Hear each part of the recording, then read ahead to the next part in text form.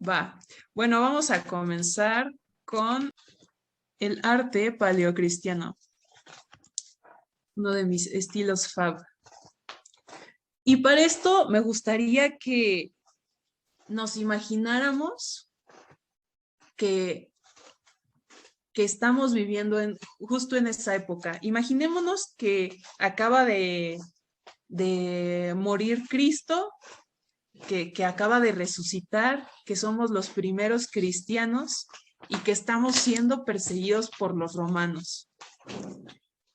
Imaginémonos. Es más, imagínense este mismo lugar y que estamos ahí todos juntos, que estamos pues ahí viendo cómo podríamos seguir a Cristo, porque incluso las misas no eran iguales, ¿no? Los ritos y todo lo que se hacía era completamente diferente o diferente a lo que tenemos hoy en día. Y estamos en las catacumbas de Domitila. Estas catacumbas están en Roma y se llaman de Domitila porque el terreno era de una señora llamada Domitila.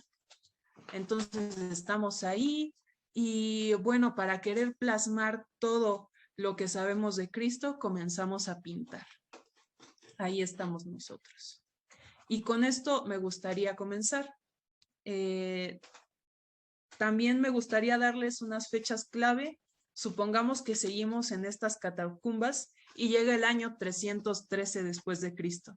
Y ahí es cuando sale el edicto de Milán, y este edicto de Milán cambia el rumbo no solo de la historia de los cristianos, no solo de la historia universal, sino también de la historia del arte. Y es que con el edicto de Milán, los cristianos pueden salir a profesar su fe sin ningún problema. O sea, ya no van a ser perseguidos por los romanos.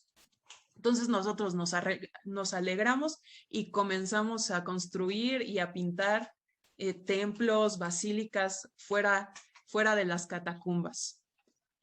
Y es ahí donde se sitúa el arte paleocristiano. En los primeros años cristianos hasta el siglo VI después de Cristo. Esta imagen que vemos aquí es igual un acercamiento a las catacumbas de Domitila. Si pueden ver, aquí hay un nombre, Bocio, y se preguntarán qué rayos o quién es Bocio. Pues fue ahí un grafitero de la Edad Media que se le dio por grafitear, poner su nombre en las catacumbas para que fuera recordado y pues para que veamos que los grafitis no son algo reciente, sino que han estado con nosotros desde hace mucho tiempo. Y bueno, también un poco de contexto histórico.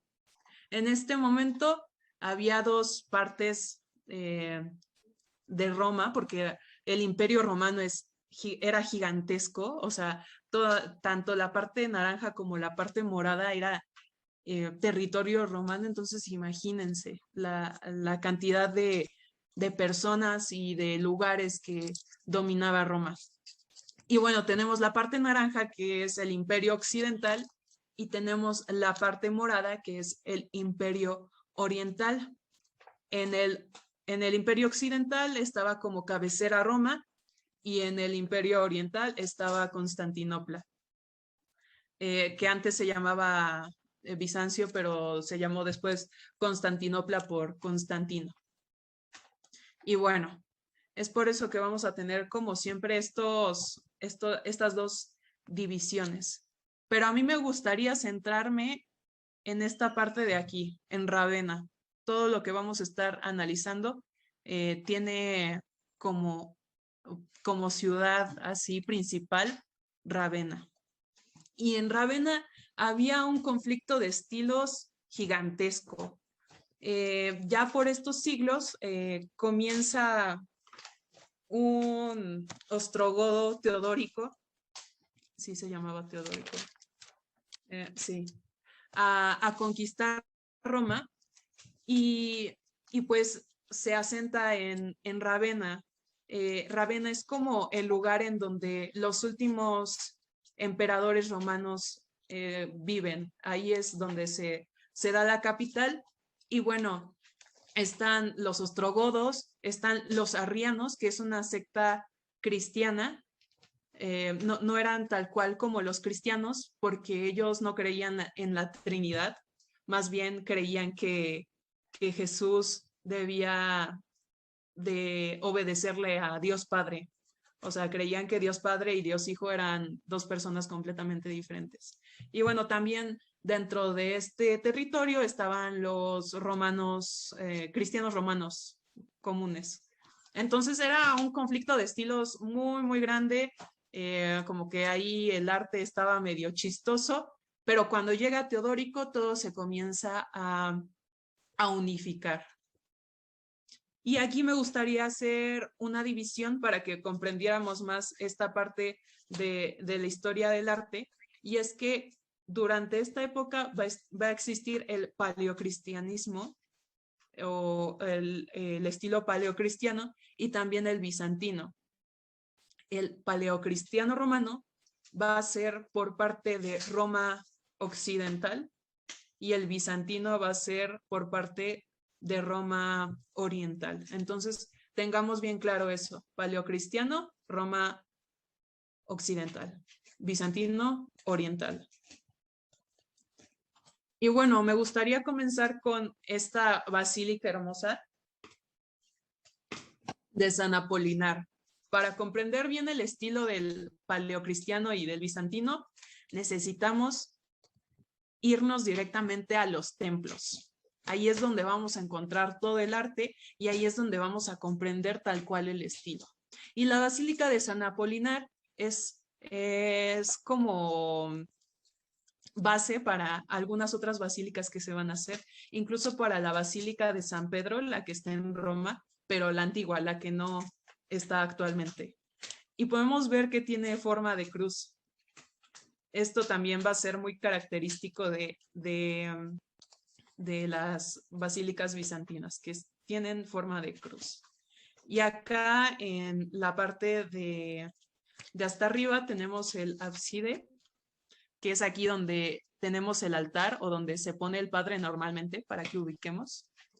Y acá va a estar el nártex. El nártex es como una especie de porche antes de llegar al atrio. El atrio es como el parquecito o la salida de los templos. Entonces aquí está el nártex, aquí está el ábside y aquí están la nave central y las naves laterales. Es más o menos parecido a los templos que tenemos hoy en día, pero sí, tiene forma de cruz para que lo tengamos bien identificado. Y podemos ver aquí en el exterior no es muy complicado, no tiene muchos adornos ni nada por el estilo. Es así, sencillo, muy geométrico, ¿no? Pero lo que va a importar aquí va a ser el interior. El interior lo va a hacer todo en cuanto a los templos paleocristianos y los templos bizantinos. El interior va a ser el centro y va a ser lo que va a importar, porque es una invitación a estar nosotros dentro de Cristo. Y es por eso que aquí vemos un chorro de pinturas, de mosaicos, que pues yo creo, o sea, si tú entras te vuelves loco, ¿no? O sea, de la cantidad de imágenes que puedes ver. Esta basílica de San Apolinar surge cuando Teodórico llega a Ravenna, pide hacer una basílica esplendorosa para mostrar su poder, porque en ese tiempo pues los emperadores debían de hacer cosas colosales, más padres que sus antecesores, ¿no? Entonces en el siglo VI él hace esta basílica y es cristiana, pero también o sea, es cristiana, pero de la secta arriana, justo la que le decía que no tenía como esta parte de la Trinidad. Y bueno, en esta podemos encontrar uno de los mosaicos más importantes o más característicos que tenemos, ¿no? De la época paleocristiana, que es este Jesucristo. Yo creo que ya lo han visto muchas veces. ¿Y cómo podemos distinguir a Jesucristo de otras personas? Es porque tiene un halo de cruz atrás de él. O sea, sí, así lo identificamos. No tanto por la barba, sí, porque ya después se estandarizó ponerlo con barba, pero lo podemos identificar por la cruz. Como vemos acá, hay angelitos al lado de él, pero estos tienen halos así, azules, sin ninguna cruz. Y dentro de este halo tiene gemas. Importante entonces resaltar eso. Y bueno, vamos a ver las características del bizantino para que ustedes lo puedan identificar bien cuando vean una obra de arte y digan, ok, este es bizantino. ¿Cuáles son las características? Tienen caras con poca individualidad. Aquí en este mosaico podemos ver que las caras son prácticamente iguales. O sea, son muy iguales. Tienen una composición bidimensional. Son dibujitos así planos, son superficies planas. Tienen fondos dorados, una característica muy importante. Cada que vean fondos dorados y mosaicos, es arte bizantino. Son formas abstractas y geométricas. Podemos ver muy bien aquí que son geométricos. Algo muy importante es que realzan la dignidad y la lejanía de asuntos mundanos. El arte bizantino va a irse más por esta parte espiritual y lejana a lo que eran los hombres, a diferencia de los griegos que representaban todo, o sea, como escenas así de hombres y todos sus dioses eran muy parecidos a los humanos, acá va a ser diferente. Y tenemos este fenómeno que ojalá se lo puedan aprender y lo puedan anotar, que es la isocefalia. Es una especie de característica estética en la cual pues las personas están acomodadas y tienen el mismo tamaño. Aquí podemos ver que no hay ninguna más alta que otra. O sea, todas tienen el mismo tamaño y que incluso tienen como la misma forma, ¿no? Están así como inclinadas su cabecita así. Entonces, eso es la isocefalia. Este es un mosaico de la procesión de las vírgenes. No lo podemos ver completo porque son más de 50 vírgenes mártires, está gigantesco, y todas van hacia la Virgen María. Y no podemos identificar bien qué mártires son, a no ser de que tengan su inscripción abajo. Aquí no está completo, se supone que tiene los nombrecitos acá abajo de las santas mártires, pero una característica y que me gustó mucho es que esta sí la podemos identificar. Esta es Santa Inés y la identificamos porque tiene su corderito al lado.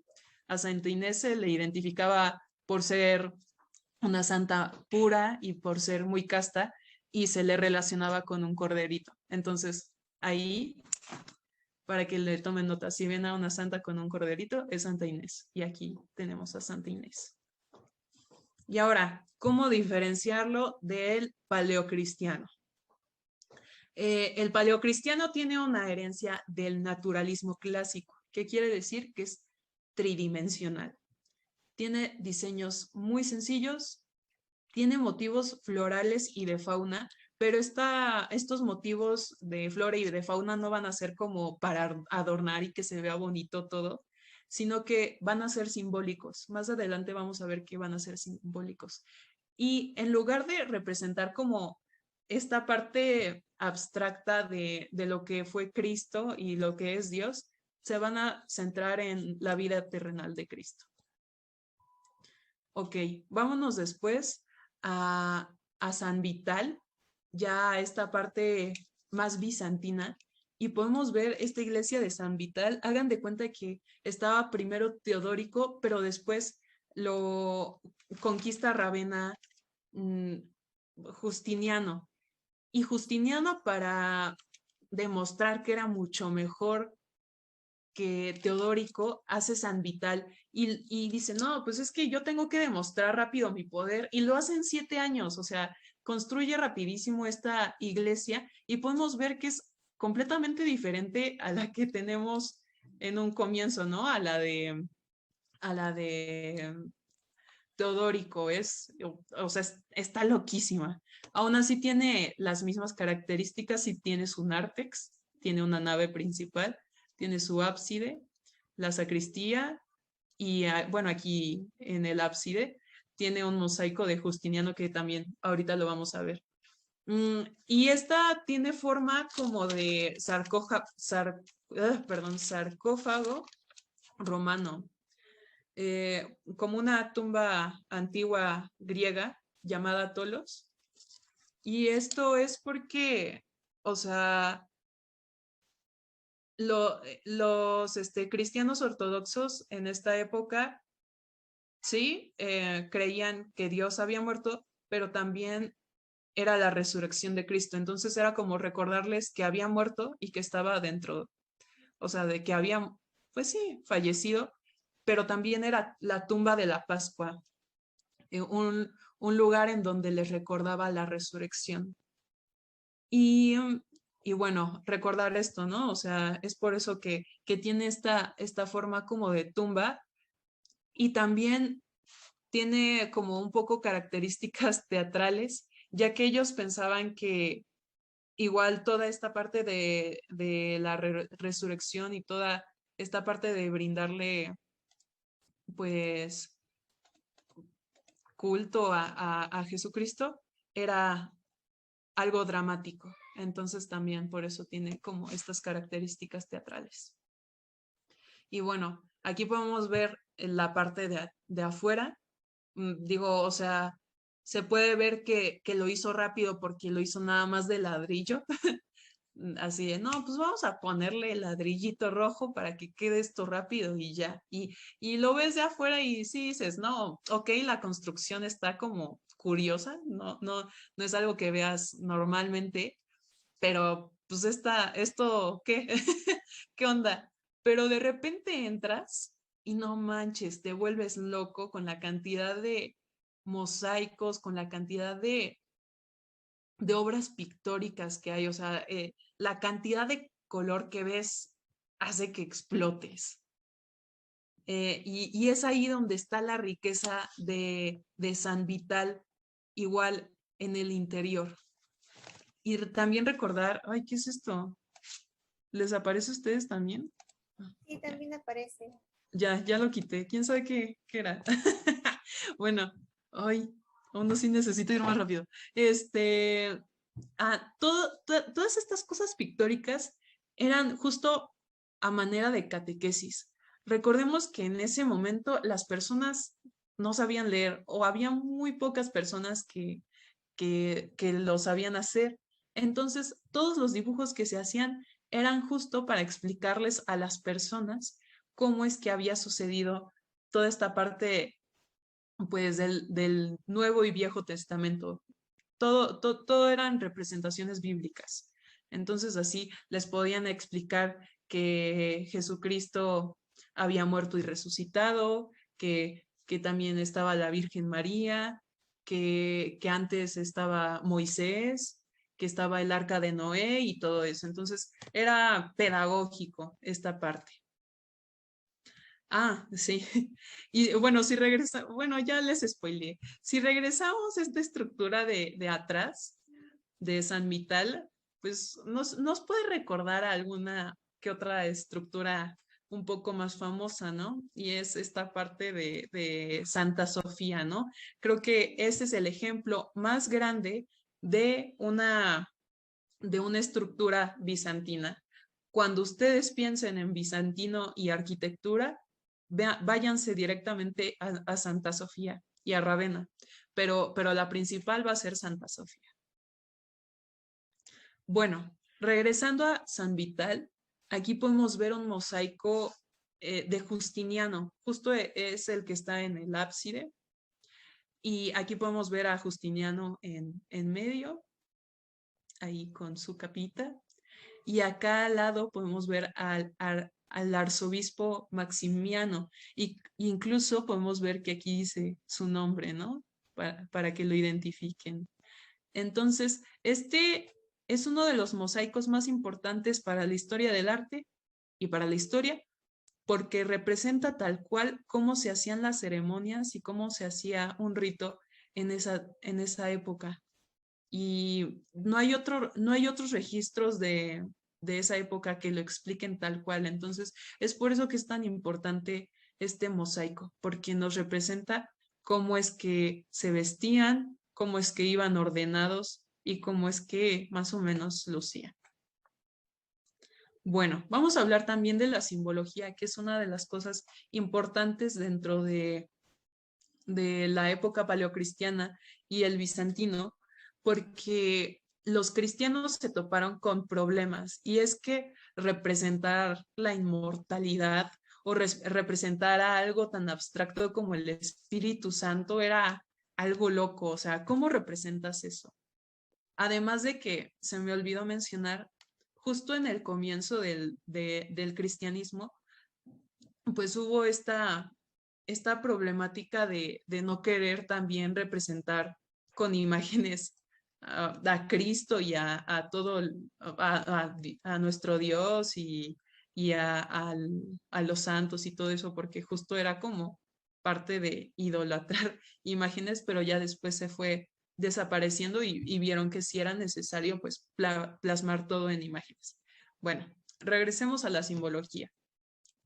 La simbología clásica del paleocristiano y del bizantino la tenemos, por ejemplo, en las palomas, esta palomita bien bonita, azul, que representa el Espíritu Santo. También tenemos el pavo real, que representa el paraíso.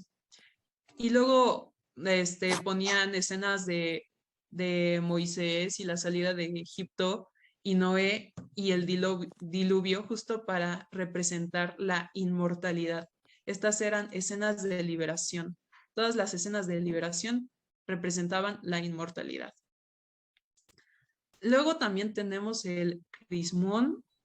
El crismón se ponía en lugar de la cruz, porque la cruz no se ponía en esta época no vas a ver cruces. Es muy raro que veas a Jesús crucificado en esta época. Es más, no vas a encontrar. ¿Por qué? Porque era un acto de humillación, era como se castigaba a los criminales y porque era algo que se le hacía a la gente pobre. Entonces, ver a Jesús así, a los cristianos de esa época no les gustaba, preferían verlo fuerte, preferían verlo sano, jovial. Entonces, en lugar de poner la cruz, ponían este crismón, que son dos letritas y que juntas pues significan Cristo. Y también puede ser eh, la cruz y el báculo, ¿no? Entonces, cuando vean esto, porque también se pone actualmente, ¿no? Es Cristo. Y también tenemos este pez que es Jesús. Cuando vean igual imágenes de peces o mosaicos de peces, es que es Jesús. ¿Y por qué? Porque Jesús era pescador de hombres. Entonces, para que también lo identifiquen. ¿Ok? Entonces, palomas, Espíritu Santo. Pavos reales, paraíso. Crismón, cruz. Pez, Jesucristo. Y vamos a concluir con esta parte del buen pastor y de la escultura paleocristiana. Como ya lo habíamos dicho en sesiones pasadas, en la parte del arte griego, tenemos este buen pastor que fue heredado de los griegos del moscóforo. O sea, si ustedes buscan moscóforo, pues es esto, ¿no?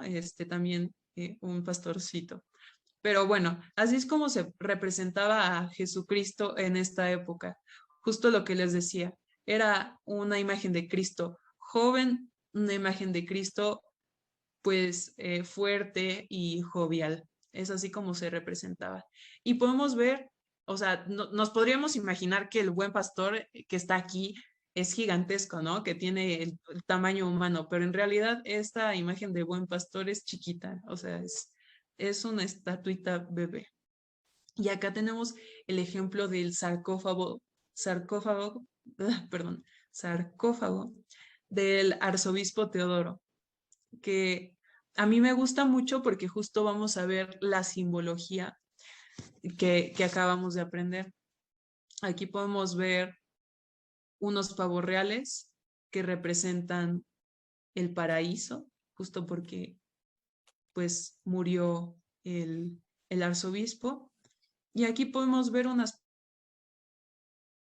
palomas que están en una vid, unas uvitas, que significa que están en comunión, ¿no? Que están ahí comiendo y bebiendo del cuerpo y sangre de Cristo. Entonces, la escultura la vamos a encontrar mucho en los sarcófagos y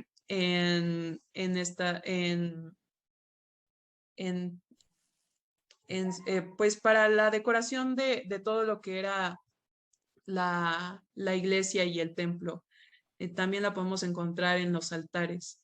Y toda la escultura de esta época va a girar en torno al cristianismo. No va a haber otro tema más que pintar y esculpir y componer sobre lo que es Cristo.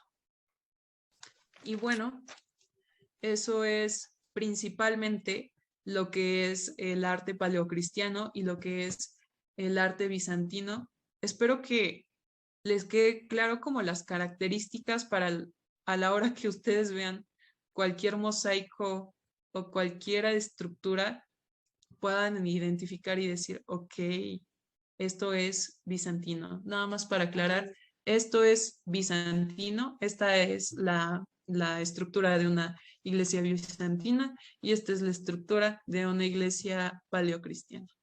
A mí me gustaría ahora comentar abrir el micrófono justo para hacer una pregunta, y es que pues nos damos cuenta que todo este arte es pictórico y es educativo, ¿no? O sea, todo esto te va contando una historia. Y me gustaría como justo ver qué relación hay en la actualidad, porque he escuchado mucho que varias personas hacen este símil de que estamos volviendo incluso a una especie de edad media, porque todo lo que tenemos actualmente es pictórico, o sea, la imagen predomina en pues sí, en todo lo que está actualmente, ¿no? O sea, somos más visuales que otra cosa. Entonces, gustaría ver qué opinan al respecto.